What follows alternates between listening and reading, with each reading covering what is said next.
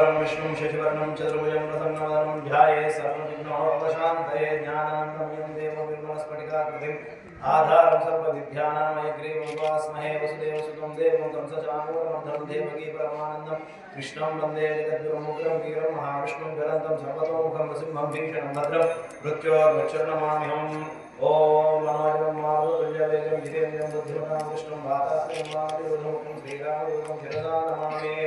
ओम नमः शंभवे नमः भवे च नमः शंकराय नमः ईश्वराय च नमः शिवाय च शिवतराय च शुद्धलक्ष्मीर्मोक्षलक्ष्मी गेयलक्ष्मी सरस्वती श्रीलक्ष्मीर्लक्ष्मीश्च प्रसन्न मम सर्वदा।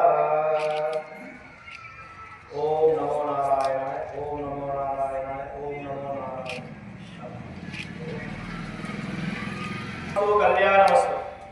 श्री कल्याण गुणावहं रिपुहरं दुस्वप्न दोषावहं गंगा स्नान विशेष पुण्यफलदं गोदान तुल्यं नृणाम् आयुर्वर्धनमुत्तमं शुभकरं संतान संपत्प्रदं नाना कर्म सुसाधनं समुचितं पंचांगमाकरण्यदा।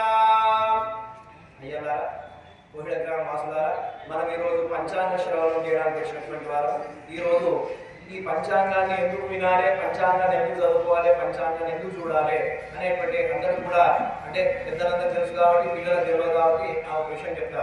శ్రీ కళ్యాణ గుణావహం అంటే శుభం అనేటువంటి జరుగుతుంది పంచాంగం వినడం వల్ల.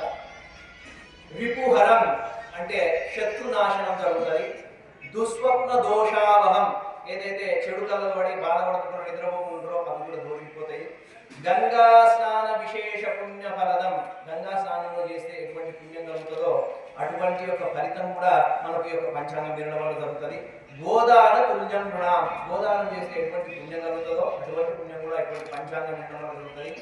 ఆయుర్వర్ధనం ఉత్తమం శుభకరం సంతాన సంపత్ప్రదం అంతేకాకుండా మన యొక్క వంశం అభివృద్ధి కలుగుతుంది, ఆయుర్వృద్ధి కలుగుతుంది, సంతానం శుభం వాళ్ళందరూ కూడా మంచి చదువు సంధ్యాగిన బాగా కలుగుతాయి.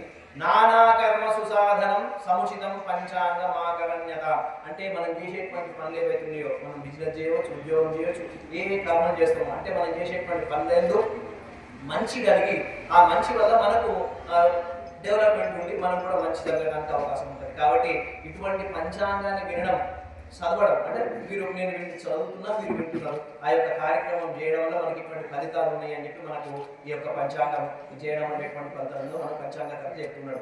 అదేవిధంగా ఈ యొక్క సంవత్సరం పేరు పరాభవనామ సంవత్సరము. పరా అంటే అధికమైనటువంటిది, భవ అంటే మంచి కలిగేటువంటి మంచి కలగాలి అనేటువంటి ఒక అర్థంతో పరాభవ అనే ఒక సంవత్సరం జరుగుతుంది. పరాభవం అంటే మన తెలుగులో అర్థం వేరు ఉంటుంది, సంస్కృతంలో అర్థం వేరు ఉంటుంది.